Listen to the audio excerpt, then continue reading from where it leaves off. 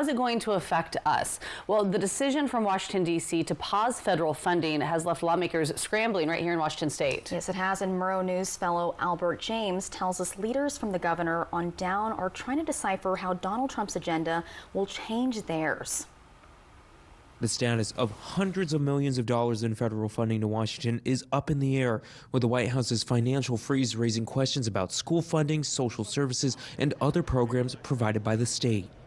In a statement, Governor Bob Ferguson said President Trump is creating needless and cruel chaos with his action, and the governor is confident courts will rule the president has exceeded his authority.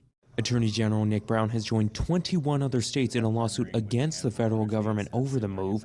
Meanwhile, state agencies are scrambling to figure out how the funding freeze will impact them. The Office of Superintendent of Public Instruction says they haven't gotten a full list of what federal education grants are and are not included in the funding freeze, but they say there's ultimately no reserve funds to cover any federal funding gaps.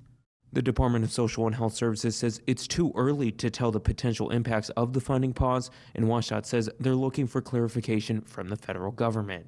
Democratic leaders in the legislature say the freeze adds another layer of uncertainty as they try to build a budget that addresses a multi-billion-dollar shortfall.